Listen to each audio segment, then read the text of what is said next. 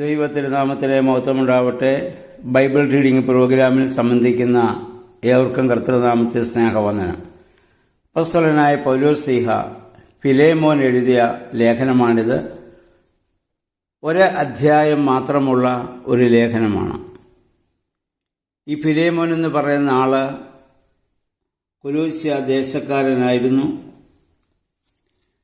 അദ്ദേഹം AD 61 63 ഇടയ്ക്ക് അപ്പോസ്തലനായ പൗലോസ് ശ്ലീഹ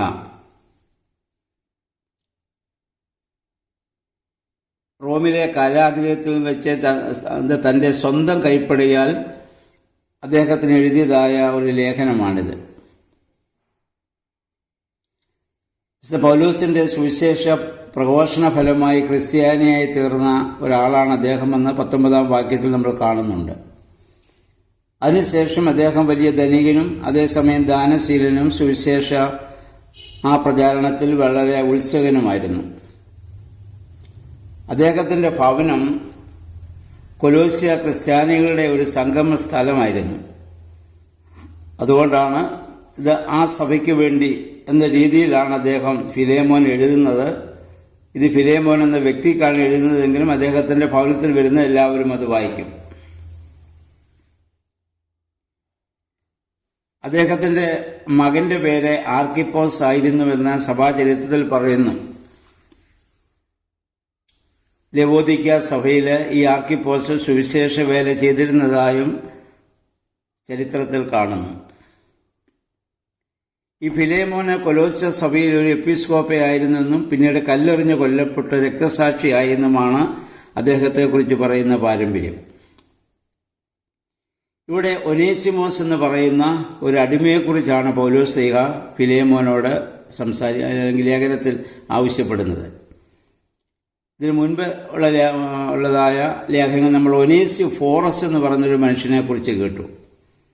അദ്ദേഹം പൗലോസിനെ വളരെയേറെ തൻ്റെ ആ ശുശ്രൂഷയിൽ സഹായിച്ചിരുന്ന ആളാണ്. അദ്ദേഹം മരിച്ചുപോയി. അദ്ദേഹത്തിന് വേണ്ടി പൗലോസ് ശ്ലീഹ പ്രാർത്ഥിക്കുന്നതും അദ്ദേഹത്തിന്റെ കുടുംബത്തിന് വന്ദനം ചൊല്ലുന്നതൊക്കെ ഇതിനു മുമ്പ് നമ്മൾ കേട്ടതാണ്. ഇത് അതല്ല, ഒനേസിമോസ് എന്ന് പറയുന്ന ആളാണ്. ഫിലേമോന്റെ അടിമയായിരുന്നു. അദ്ദേഹം യജമാനന്റെ ആ ഗ്രഹത്തിൽ നിന്ന് മോഷണം നടത്തി അവിടെ നിന്ന് നാട് വിട്ട് എങ്ങനെയോ റോമിൽ എത്തിച്ചേർന്നു.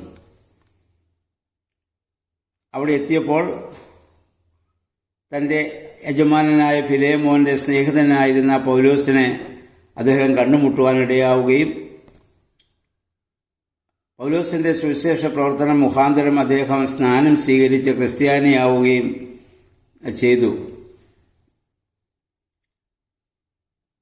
മാത്രമല്ല അദ്ദേഹം പൗലോസ് ശ്ലീഹായെ പിന്നീട് ഏറെ നാൾ ശുശ്രൂഷിക്കുകയും ചെയ്തു.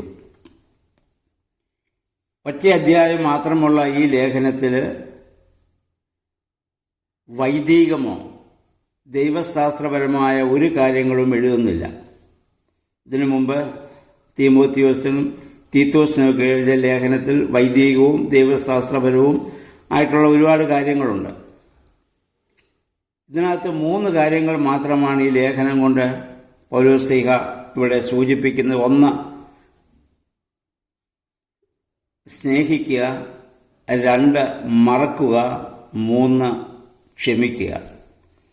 ഇത് 3 ക്രൈസ്തവ മൂല്യങ്ങളുടെ അടിസ്ഥാനപരമായ സ്വഭാവമാണ്.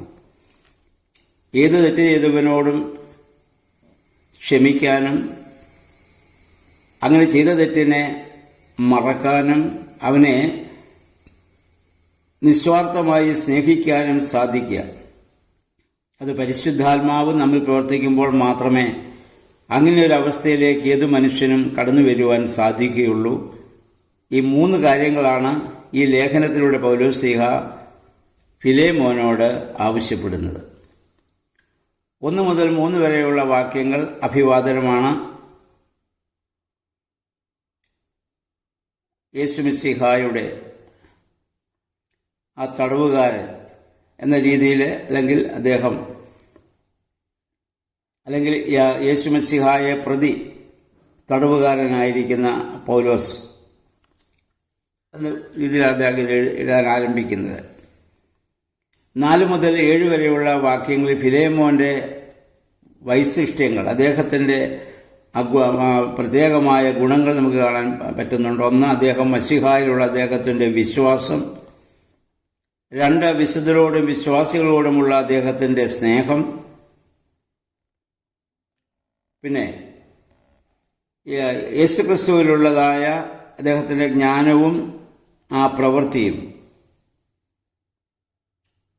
4, സ്നേഹം മൂലം സഹവിശ്വാസികൾക്ക് ആശ്വാസം നൽകുന്ന വ്യക്തി. ഇതൊക്കെ ഫിലേമോന്റെ ചില ഗുണസ്വഭാവങ്ങളാണ്. അത് പൗലോസ്ലീഹ ഇവിടെ പറയുന്നു. 8-9 വാക്യങ്ങളിൽ പൗലോസ്ലീഹ ഫിലേമോനോട് ചില കാര്യങ്ങൾ അറിയിക്കുവാനുണ്ട്.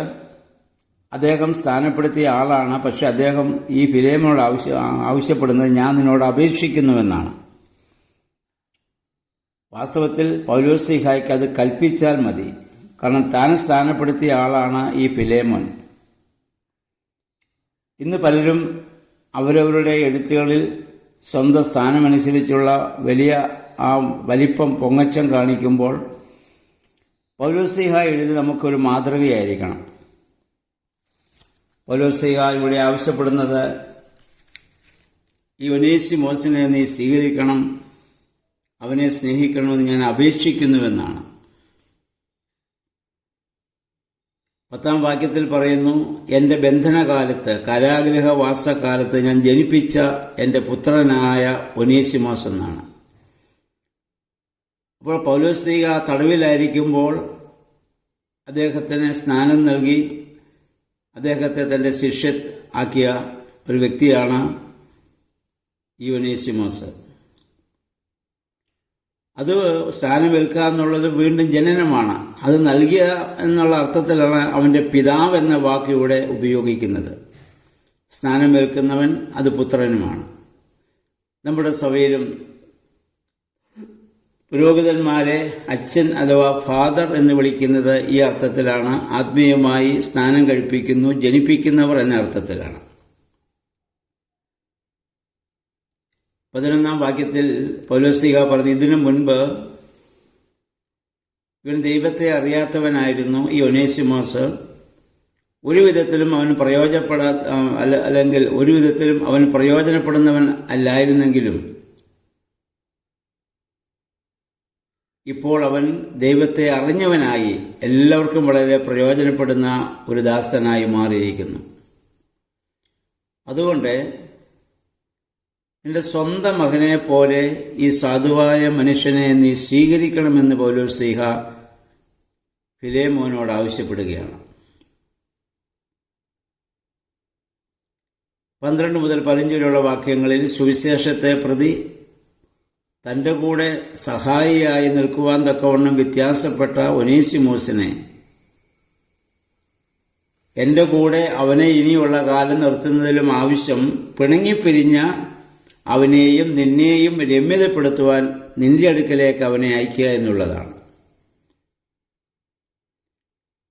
അല്പകാലത്തേക്കുള്ള നിങ്ങളുടെ ഈ പിരിച്ചിൽ അനേക കാലത്തെ സേവനത്തിനിടയാക്കട്ടെ എന്ന് പൗലോസ്ലീഹ ഇവിടെ ആശംസിക്കുകയാണ്. അല്ലാതെ തന്നെ ശുശ്രൂഷിക്കാൻ വേണ്ടി അവനെ ഇവിടെ നിർത്തുകയല്ല. അവൻ്റെ ജീവിതത്തിൽ സംഭവിച്ചതായ തെറ്റ് വന്ന് ഫിലേമോനോട്, തൻ്റെ യജമാനോട് ഏറ്റുപറഞ്ഞ് ഒരു പിതൃപുത്ര ബന്ധത്തിൽ അവരായി തീരുവാൻ തക്കവണ്ണം പൗലോസ്ലീഹ ഇവിടെ ആഗ്രഹിക്കുന്നു. ഇതാണ് യഥാർത്ഥ ദൈവത്തിൻ്റെ ആത്മാവ് വസിക്കുന്ന ഒരു മനുഷ്യനിൽ വരുന്ന ആ വലിയ സ്വഭാവ ഗുണം അപ്പോസ്തലനായ പൗലോസ്ലീഹ നമുക്കിവിടെ കാണാൻ പറ്റുന്നുണ്ട്. വേണമെങ്കിൽ ഒരു അടിമയെപ്പോലെ തൻ്റെ കൂടെ നിന്ന് തന്നെ പരിചരിക്കുവാൻ പൗലോസ്ലീഹയ്ക്ക് ആവശ്യപ്പെടാം. അവനത് ചെയ്തുകൊണ്ടിരിക്കുകയുമാണ്. പക്ഷെ പൗലോസ്ലീഹ അതല്ല, അവൻ പിണങ്ങിപ്പോന്നിടത്ത് ചെന്ന് രമ്യമാവട്ടെ എന്നുള്ള വലിയ മനോഭാവം. നമ്മളിത് മനസ്സിലാക്കണം. ആ കാലങ്ങളിൽ ഒരു അടിമ എന്ന് പറയുന്നത് മനുഷ്യ സാധാരണമായ വ്യക്തിത്വമില്ലാത്ത ക്രയവിക്രയത്തിനുള്ളൊരു വസ്തുവായി മാത്രം ആ കാലത്ത് അടിമകളെ കണ്ടിരുന്ന കാലത്ത് പൗലോസ്ലീഹ ഫിലേമോനോട് പറയുന്നു, ഒനേസിമോസിനെ നിന്നെ പോലെ ഒരു മനുഷ്യനായി അതിനേക്കാൾ ഉപരിയായി ഒരു സഹോദരനായി നീ അവനെ സ്വീകരിക്കണം.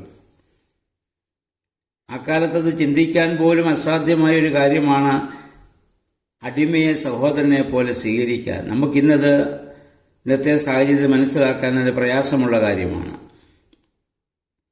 എന്നിട്ട് പറയുന്നു, ഈ ഒനേസിമോസ് എന്ന അടിമ മുഖാന്തരം നിനക്കുണ്ടായ നഷ്ടം ഞാൻ വീട്ടിക്കൊള്ളാം, അത് എൻ്റെ കണക്കിൽ എഴുതിക്കൊള്ളാൻ. എന്നിട്ട് അദ്ദേഹം തൻ്റെ സ്വന്തം കൈപ്പടയിലാണ് ഈ ലേഖനം എഴുതുന്നത്. അതായത് ത്യാഗപൂർവമായ വലിയ ഒരു സ്നേഹം, ആ സ്നേഹത്തിന് അല്ലെങ്കിൽ ഫിലേമോനെ പൗലോസ്ലീഹ ഇവിടെ പ്രേരിപ്പിക്കുകയാണ്. ത്യാഗപൂർവമായ സ്നേഹം, അടിമയെ തനിക്ക് അല്ലെങ്കിൽ തൻ്റെ സമ്പത്ത് മോഷ്ടിച്ച് തനിക്ക് നഷ്ടമുണ്ടാക്കി തന്നിൽ നിന്ന് അകന്നു പോയവനെ വീണ്ടും ഒരു സഹോദരനെ പോലെ സ്വീകരിക്കുക. എന്നിട്ട് 20-ാം വാക്യത്തിൽ പറഞ്ഞു, ഒനേസിമോസിനോട് ക്ഷമിച്ച് അവനെ നീ തിരികെ എടുത്ത് സഹോദരതുല്യം അവനോട് പെരുമാറി എന്നെ ആശ്വസിപ്പിക്കണം. അപ്പം അങ്ങനെ നീ അത് സ്വീകരിക്കുമ്പോൾ ഒനേസിമോസും ആശ്വസിക്കും, ഞാനും വളരെ സന്തോഷവാനായിരിക്കും. പ്രിയമുള്ളവർ, ഇതാണ് യഥാർത്ഥ ഒരു ദൈവാത്മാവ് വസിക്കുന്ന മനുഷ്യനിൽ വരുന്ന മാറ്റമാണിത്. ഒനേസിമോസിന് ഇനി ഈ ഫിലേമോൻ്റെ അടുക്കൽ ചെല്ലുവാനുള്ള ധൈര്യം പൗലോസ്ലീഹ നൽകുന്നു. അദ്ദേഹത്തെ എങ്ങനെ സ്വീകരിക്കണമെന്ന് ഫിലേമോനോട് ആവശ്യപ്പെടുന്നു.